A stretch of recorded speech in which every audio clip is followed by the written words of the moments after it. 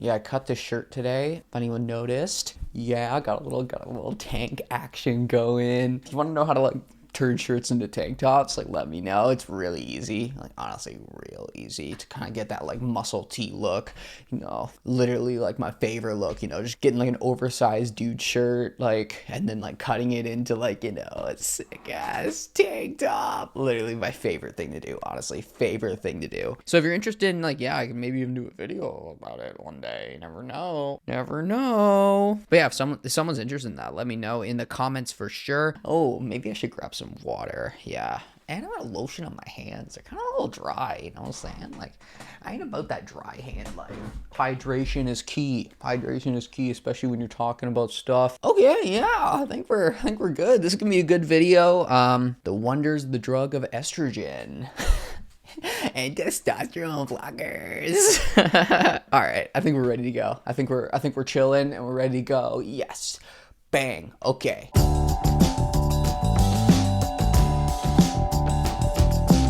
Hey guys, how's it going? It's Sam Downey here. Make sure to follow me on Instagram if you guys haven't already, at SamDowney44. Yeah, go and do it. You know what I'm saying? Do that. Also, make sure to subscribe right here for new videos every week. I'm posting videos here like all the time, so like honestly, like, you know what I'm saying, like you gotta click that subscribe button, you know what I'm saying, just click it, you know what I'm saying, nobody's judging if you click it, like, you know, join an awesome community, the Sam Downey crew, like y'all are awesome. So yeah, make sure to subscribe, turn on those notifications, you know, and yeah, I'll probably just stop talking about that now. Yeah.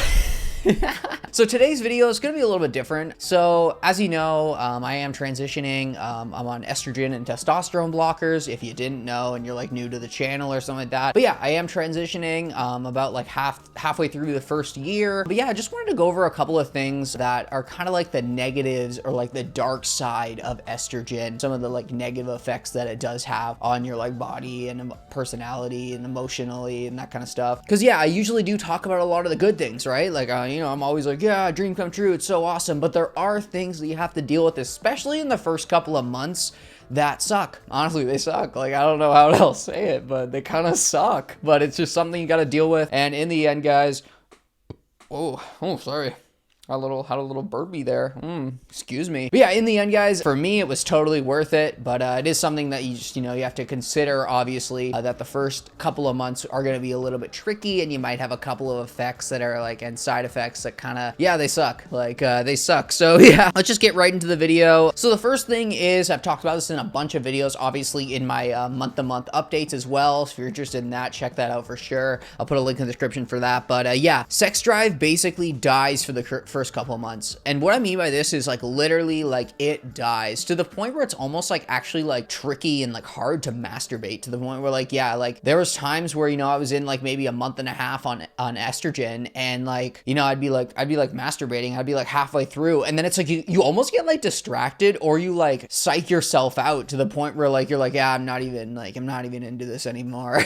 Like to the point where like you just give yourself blue balls because you just don't care, right? So yeah, that did happen a lot for me. Also, I wasn't really attracted to anyone for the first couple of months as well. Like I was kind of just like, you know, feeling myself out and everything like that. But I can tell you for a fact, this does go away once you get more into your hormone replacement therapy and your hormones kind of level out and stuff like that. But yeah, for the first couple of months, like honestly, like yeah, like you basically have no sex drive. Like it's to the point where you actually have to like, you know, you have to find things that are like you're into and stuff like that. Like I got into like toys and stuff, got into like, you know, trying out new things that I thought would help me out to get more of a libido back. But yeah, it's like something to consider as well. Like, you know, it will drop your sex drive to the point where it's like, yeah, it's like dead almost. And as you know, like I know too, you know, when I was like a cis male, like, you know, like it's pretty easy to like, you know, get aroused. But, but yeah, it does change when you're on estrogen for the first couple of months. So just, that's something to consider. In the end, not a huge deal. Like if you're not really super crazy about sex and that kind of stuff, like it, yeah, like me, like it's really not a big deal, right? Another thing is head hair sometimes gets super itchy. This is probably one of the most annoying things that I had to deal with every like couple of days or whatever. It's like to the point where like your head hair is just like super itchy to the point where like you're just itching it constantly. And when I first like, you know, I first thought like this first happened, it was kind of like one of those things like, oh, maybe I just gotta wash my hair. Maybe it's just a little too greasy and I gotta wash wash my hair. So I washed my hair, and then after I washed my hair, I was like, why is it even itchier? Like, it's like, it's like, how would that didn't even help. I think it's like a hormonal thing. Like, yeah, like your scalp will get very itchy, so something to consider as well. And there was a couple of times where, like, yeah, like I almost thought I was having like an allergic reaction because it was so dry and itchy. But I haven't really dealt with that in the last couple of months. It only was a thing when I was first starting HRT, so it does go away after a while as well. But yeah, totally something to consider though. Like, your scalp will get super itchy, and it kind of like leads into the next point, because your skin gets a lot smoother and it also gets a lot drier to the point where you don't really sweat as much, which for me was awesome. But at the same time, if you're not looking to get like laser hair removal, and you're okay with facial hair, a little bit of facial hair like myself, sometimes this whole like, you know, skin getting a bit drier, it can make your facial hair like super itchy and like dry almost. Like, there was a couple of days where, like, you know, I just would be lazy and I wouldn't shave for a couple of days, right? And I'd be gaining a decent amount of facial hair, and like, yeah, it would just get so itchy to the point where, like, yeah, I would just have to shave it off, right? And when I did shave it off as well, my face would almost like, it would leave like, you know, like red marks and stuff, like almost like you irritated your skin, which never really used to happen. Like, when I wasn't on HRT, like, you know, I could just like quickly trim real quick and like it'd be gone, like all the like, you know, irritation, everything, there wouldn't be anything. But like, yeah, since I got on like estrogen, every single time that I do shave, I do find that because my skin is a lot drier. You know, my facial hair, when I do shave it off, it does kind of irritate the skin a lot more. And this is something that still does happen as well, because my skin is getting a lot drier and a lot smoother. So yeah, it is something to consider if you aren't looking to get like laser hair removal, to remove like facial hair and stuff like that, which is totally valid too. Like, you look at me, yo, like I'm down with a beard, you know what I'm saying? I'm down with a little facial hair, like, but yeah, it's just something I have to live with. But in the end, it's one of those things like, yeah, you know, you got to deal with a couple of crappy side effects. Like, it's not a big deal, right? This one's pretty funny. I've talked about this so many times in like so many of my updates and everything like that. Boob growth hurts. Like, I don't know, like there's this like misconception that like people think that it's like, oh yeah, you go on HRT and then you just start growing boobs and it's like, whoa, I have boobs. Like, you know what I'm saying? Like, no, like that stuff hurts. Like, especially like I find like when you wake up in the morning, because I guess like most of the growth happens when you're asleep. Yeah, it's almost like sore to the point where like there was a point in time where like I actually had to wear like a sports bra or some kind of like protection from like rubbing on like a shirt or something like that, because it would just get so irritated just from like when it was in its main kind of growth point. Because I know like just from like research and stuff, the first 6 months is the main growth of your breasts, and then after that you still can get growth 100%, like you still will get more growth, but that's like the main, like it's like creating breast tissue, right? And it hurts. It honestly does. It does kind of hurt, and it is very irritating, but it's one of those things too that it's like, if it's not hurting, it ain't working, you know what I'm saying? So like at the same time, it's like, oh man, like, yeah, my boobs are just like really, really sore. But at the same time, it's like, cause they're growing, no.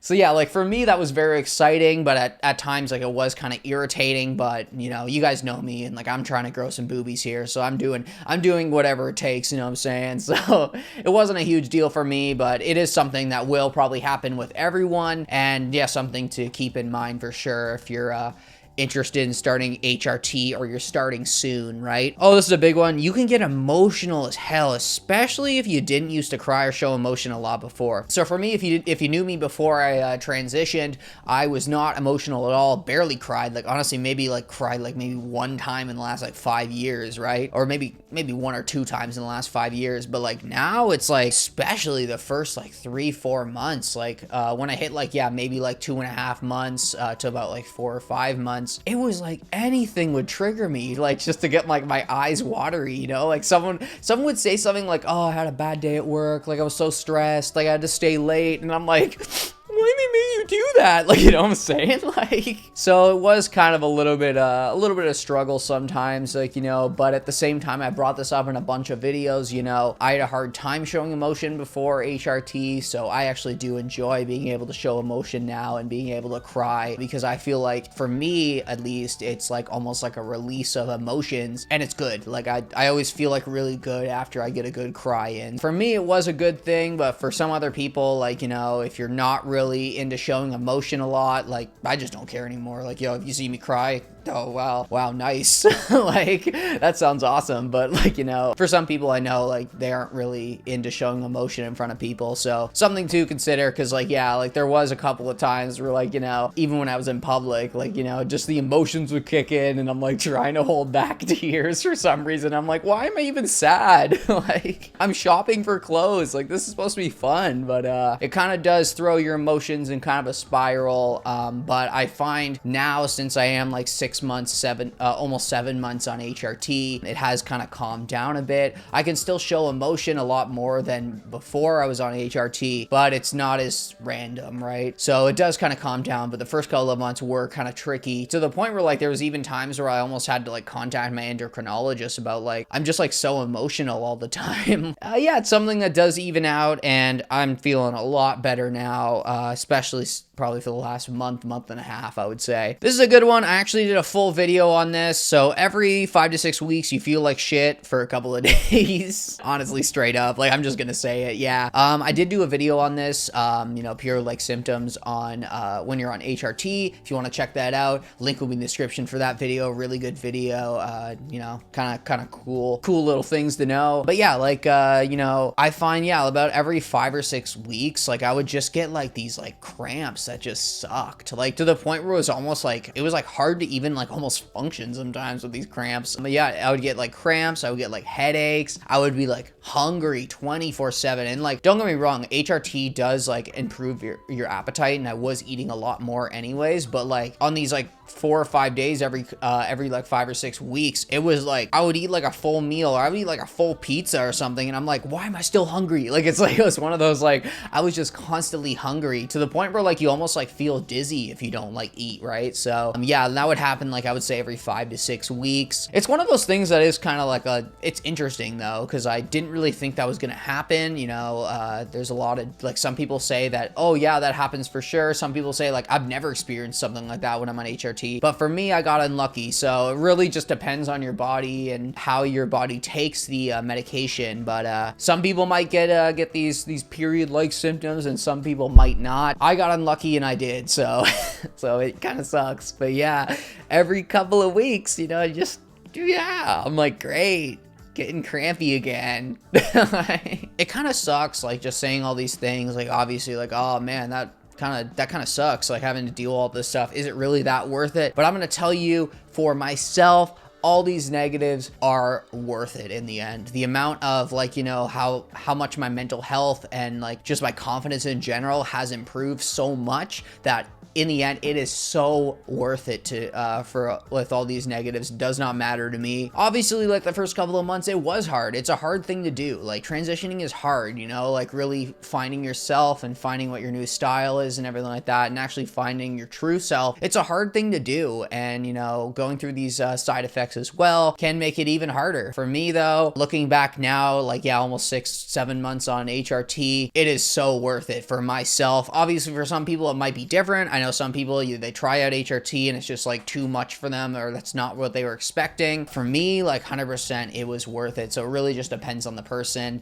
and don't feel like these negatives are like, don't think they're scaring, don't think it's like scaring you away from HRT if that is something that you think you need for your transition. But also, at the same time, you are valid either way. If you go on HRT or you don't go on HRT, totally valid either way. You can identify any way you want, gender identity wise. You know, you can be non-binary, a binary woman, binary man, you know, like anything, gender fluid, like anything. You are valid no matter what. Does not matter if you medically transition or not. For myself, I wanted to medically transition and I needed it. For some people who are also identified as non-binary, that's not something they need to do. They just need to socially transition. And yeah, totally valid, totally valid. I'm just gonna say that 100 times. You know, you are valid no matter what. Yeah, valid, validation. Ooh, okay. Man, these videos, I'm just getting weirder and weirder. Yeah, it's another negative effect. You just get weird when you're on estrogen. All right, but really besides that, guys, thanks so much for tuning in the video. Thank you so much, guys. Literally, like, this is the like this channel and everything is just a dream come true. Just the amount of support that I've had on my channel. Like, you guys are all awesome. The community that we've grown here on my channel is so amazing. Everybody is so like open-minded and inclusive, and like that's all I wanted for my community that I was starting here to be. So like, thanks so much for everyone for joining this community and subscribing to my channel. Like, I really do appreciate it like so much, guys. Like, thank you so much. Thank you. I don't know why I grabbed my boobs there. Thank you so much. But yeah, make sure to follow me on Instagram if you guys haven't already at SamDowney44. Also, make sure to subscribe to my YouTube channel right here, youtube.com/SamDowney. I'm posting videos here all the time, guys, all the time. So like literally, like, you know, if you're interested in like non-binary stuff, trans stuff, also want to get into other things too, just like things that I'm interested in. If you guys don't know, I'm a huge longboarder, and hopefully when the weather gets a lot warmer, I want to start doing like longboarding videos and longboarding vlogs as well, and just like vlogs in general and like other stuff as well. I still am going to be doing like, you know, the trans content and the non-binary content. Like, that is very important to me still, but I want to start doing other stuff as well, just to give you guys more content and you guys can learn more about me, you know what I'm saying? Like, learn a little bit more about me. Oh yeah. But besides that, guys, thank you so much, and catch you guys next week. Peace.